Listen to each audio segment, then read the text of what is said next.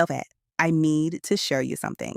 March 2026, Iranian state media drops a music video, not a news broadcast, not some official statement, a whole music video. And it's this Lego style Trump getting blown up by digital missiles while this weirdly catchy song plays. And people ate it up, shared it everywhere, thought it was the funniest thing they'd ever seen.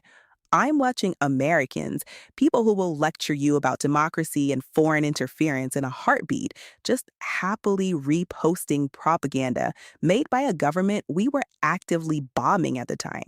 So, genuine question, when did we all collectively decide that propaganda is totally fine as long as it's funny? When did we agree it's cool to boost a foreign government's messaging because it dunks on someone we don't like? I'm Zeemaya. This is Unmasking AI, and we got to talk about something nobody wants to admit, which is that we've all been turned into weapons, and the really messed up part, we're kind of enjoying it.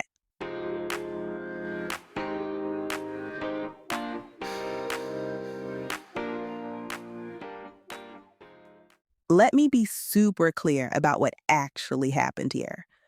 Iran didn't make those videos for Iranians. They made them for you, for Americans, for people doom scrolling on TikTok and Instagram who think they're way too smart to fall for propaganda. And it worked perfectly. You saw that Trump character dressed like a Teletubby, sitting in the Oval Office playing with little toy fighter jets, and your brain didn't go, wait, this is a coordinated influence operation designed to mess with how I see my own government. Your brain went, oh, this is amazing, and you hit share without even thinking about it. Look, I get it. Trump's divisive. A lot of people are furious. A lot of people feel totally justified in that anger. But here's the thing nobody wants to say out loud. Your anger just became Iran's distribution network.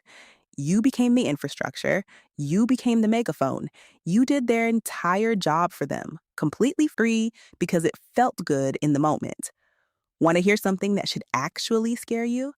MIT researchers studied how stuff spreads on social media, and they found that lies travel 6 times faster than truth. Not a little faster, 6 times. And it's not bots doing it, it's us. Real people with real accounts sharing things that hit us emotionally before we've had a single second to think about where it came from or why it exists. This isn't about Trump. This is about whether you understand that you just participated in actual digital warfare, totally willingly, without even realizing it. That's the part we need to sit with, because once you see it, you can't unsee it. Here's the wild part about how this actually works. You don't have to believe the message for it to do its job. You just have to engage with it, spend a little time with it, let it live in your feed, bounce around in your brain, come up in conversations with your friends. Modern propaganda isn't really trying to convince you of some specific idea anymore. It's trying to create a vibe. It's trying to make you feel like everything's kind of a joke. Nothing's actually that serious. Leadership is basically performance art, and politics is just content like everything else. Once you're stuck in that headspace, once you genuinely believe everything's equally ridiculous and nothing really matters, they've already won. Because you know what you can't do when you think like that? Resist. Defend yourself against anything real. Brookings did this whole study on AI memes in politics, and there's this one line I can't stop thinking about. They fed these memes cloak facts and humor and satire to get stronger emotional reactions out of people. Cloak facts in humor. That's the whole move. Hit you with something so fast, make you feel something so intense that you don't have any time to actually think about what you're looking at. And it works because we're all completely addicted to that little dopamine rush, that quick hit of, oh man, this is so good. I gotta share this right now. But check this out. Stanford researchers actually tested this. They showed people propaganda written by humans versus propaganda written by AI. 47% of people agreed with the human version. 43% agreed with the AI version. Basically the same. And when they had humans go in and edit the AI stuff, clean it up a bit, 53% agreed. better than the all-human propaganda. AI propaganda costs almost nothing to make, and it works just as well as the stuff humans spend days perfecting. Just think about what that means for a minute. And before you're like, okay, but this is just Iran being Iran, before you think you can write this off as just foreign propaganda stuff, I need to tell you something that's probably going to make you uncomfortable. We're doing it too. March 2026, the Trump White House literally used memes to get public support for bombing Iran. Not detailed policy explanations, not press conferences with experts. Memes. Our own government marketed an actual war using the exact same format as a Chipotle promotion or some dating app joke. And guess what? People loved those too, shared them everywhere. We've all been so conditioned to treat everything like content, but even war, even death, even the literal decision to launch missiles at another country just becomes another thing to scroll past. Russia has been running this playbook for years with their troll farms and AI personas. Their internet research agency alone reached 126 million Americans just through Facebook. One single page they created called Black Activist pulled in 11.2 million engagements. China's pouring billions into what people are calling industrial scale AI persona factories that plant narratives across platforms so smoothly you don't even notice it's happening. And here's what should really keep you up at night. We're used to being on the other side of this. We're used to being the ones running influence operations, shaping narratives, deciding what everyone else believes. But now, everyone's got the same tools.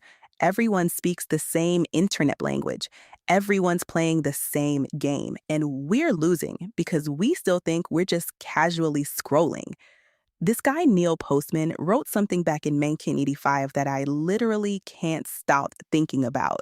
He said, when a population becomes distracted by trivia, when cultural life is redefined as a perpetual round of entertainment, when serious public conversation becomes a form of baby talk, when a people become an audience and their public business a vaudeville act, then a nation finds itself at risk. Before the internet even existed, before social media, way before AI. And he completely saw where we'd end up. Let's talk about why music specifically is so incredibly dangerous for this stuff. Music doesn't just give you information, it literally embeds things in your memory in ways that text or images can't even touch. You'll forget a speech in like an hour. You'll forget an article by tomorrow. But a catchy song, that thing's gonna live in your head for days, weeks, maybe forever. Songs create repetition. Repetition builds familiarity, and familiarity creates belief even when you don't consciously agree with whatever you're hearing. With AI, you can remix narratives infinitely. So a government can grab a political message, wrap it in some melody, tie it to a cultural thing you already love, and suddenly you're not even consuming propaganda anymore. You're just vibing to entertainment that happens to completely rewire how you think about power. This professor at Georgia Tech, Mark Rito, explained it in a way that really got me. He said AI doesn't have emotions like humans do, but it knows exactly how to mimic emotional speech. Once you understand that AI is just mimicking us, you get how it can create stuff that sounds totally authentic. AI feels nothing, zero, but it knows exactly how to make you feel everything. And when you mix that with music, with rhythm, with production quality that used to cost millions and now costs basically nothing, you're not just spreading information anymore. You're conditioning people. You're building associations in their brains. You're programming emotional responses at massive scale. And the really scary part, most people have absolutely no idea it's happening to them. By 2024, AI was creating 50% of all new web content, half of everything online. And people can only spot AI generated stuff correctly like 53% of the time. That's basically a coin flip. But here's the really messed up part. Over 60% of people think they're actually good at spotting AI content. You're not, I'm not, none of us are. but we all think we can. And that gap between confidence and reality is what makes this whole thing so dangerous. None of this works without the platforms, by the way. TikTok, Instagram, X, YouTube, all of them are built around one single goal: keep people scrolling no matter what. These platforms genuinely don't care if what's keeping you glued to your screen is propaganda, cat videos, educational content, or total lies. They care about one thing only, and that's how long you stay. And what that means in practice is pretty wild. A satirical AI video making fun of some world leader performs exactly the same in the algorithm as a dance trend or a cooking hack. To the algorithm, it's literally all just content. Everything gets treated the same. Everything gets boosted based on engagements, not truth, not whether it's harmful, not what impact it has on the world. Researchers actually study this. They found that content with anger in it gives 27% more visibility and 80 more retweets. Posts about the political outgroup, the people you're supposed to hate, get about twice as much engagement as positive stuff about your own side. The platforms literally reward division. They reward outrage. They reward whatever makes you angry enough to share it. So when we're talking about AI propaganda, we can't just point at the governments making it. We got to talk about the infrastructure that rewards it, profits from it, that was specifically built to make things go viral over literally everything else. The platforms are the actual weapon. AI is just the bullets. And every single time you engage with this stuff, every like, every share, every comment, you're feeding a system that's designed to keep you confused, pissed off, distracted, and fighting with each other. Because here's the thing: a divided population is way easier to control. A distracted population is way easier to manipulate. And an angry population will just spread your message for you without even being asked. That's not about some conspiracy theory. That's literally just how the whole thing is designed to work. Okay, here's the part that's probably going to sting a bit. You're not the victim here. You're the weapon. Every share, every repost, every OMG, you have to see this. You're literally the distribution system that makes modern propaganda actually work. Governments don't need ads anymore. They don't need bot armies, though they definitely still use those. They just need to make something entertaining enough that real people with real accounts will spread it completely on their own. And we did. All of us did. Here's a stat that honestly should haunt everyone. 59% of links people share on social media never get clicked, ever. People share them based purely on the headline. 75% of news articles that get shared are never opened by the person sharing them. You're not sharing information. You're sharing a feeling. You're sharing a vibe. You're performing for your followers without ever once checking if what you're saying is actually true. 2025, researchers found this operation called Prison Break. It was like 50 plus fake accounts on X using AI videos and fake personas to try to get Iranians to revolt against their government. One video was a deepfake showing an attack on this prison in Tehran, posted at the exact same moment as actual real-world strikes, trying to make people think a revolution was already happening so they'd jump in. That's not entertainment. That's actual warfare. And do you know what made it work? Regular people sharing what they thought was just breaking news. We think warfare looks like explosions and missiles, but this is warfare too. It just looks exactly like your Twitter feed. The whole look of propaganda has completely flipped. It used to be serious, formal, authoritative, the kind of thing you could spot instantly. Now it's absurd, chaotic, ironic. And the more ridiculous it looks, the better it actually works. Because absurdity disarms you completely. Absurdity makes you think, this can't be serious, it's obviously just a joke. And in that split second where you decide it's harmless, boom, you've already been influenced. There's actual research on this. Studies show that humor shuts down your ability to argue back because people process funny stuff carefully but not critically. They remember it way better, like 62% recall versus 39% for serious messages, but they don't question it as much. And here's the really sneaky pipe. There's this thing called the sleeper effect. Funny messages might not convince you right away, but the persuasion actually grows stronger over time. A week later, you've totally forgotten it was supposed to be a joke, but the message is still sitting in your brain. And now there's no disclaimer attached. Now it's just information. You're not supposed to think this is propaganda. You're supposed to think this is hilarious, share it with everyone, and then have it just live quietly in the back of your mind, shaping how you think about power, politics, all of it. Hannah Arendt wrote about this way back in 1951. She said the perfect target for this stuff isn't someone who's super convinced of some ideology. It's someone who literally can't tell the difference between what's real and what's fake anymore. We used to spot propaganda by how serious it sounded, but now it looks like everything else on your feed, and that's completely on purpose. Because if you can't tell the difference between a joke and a weapon, you can't protect yourself from it. And that's exactly where they need you to be. So here's the question that keeps me up at night. What actually happens when satire becomes the only way we talk about politics? When war is just content, when policy is memes, when leadership is just another character to remix and roast and turn into a viral moment? What does democracy even look like anymore? I don't think we've actually dealt with what we've done to ourselves here.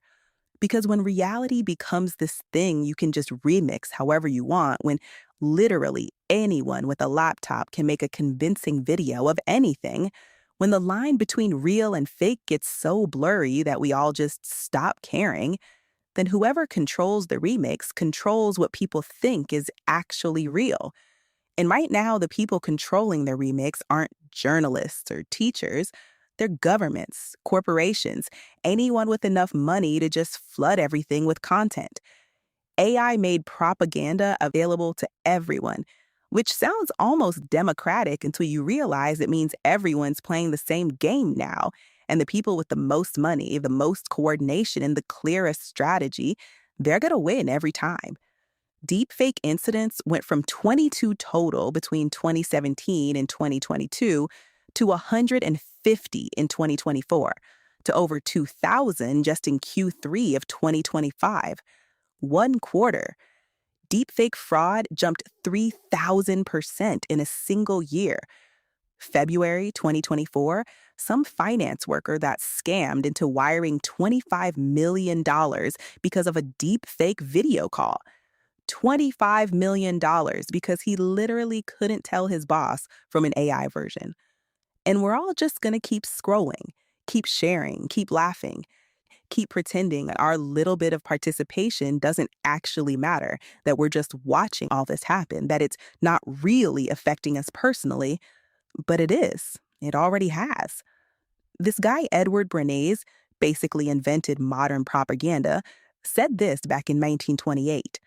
The conscious and intelligent manipulation of the organized habits and opinions of the masses is an important element in democratic society. Those who manipulate this unseen mechanism of society constitute an invisible government, which is the true ruling power.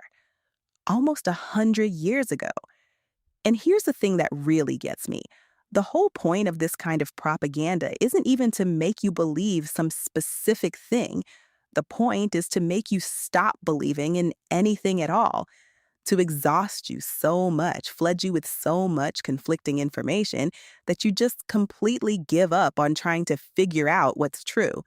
And once you hit that point, once you decide everything is probably a lie and nothing really matters anyway, you've completely lost your ability to push back against anything. Trust in media just hit 28% in the US, all-time low. That's down from 72% back in the 70s. Only 37% of Americans trust anything they see on social media. We're living through what researchers are literally calling an epistemic crisis.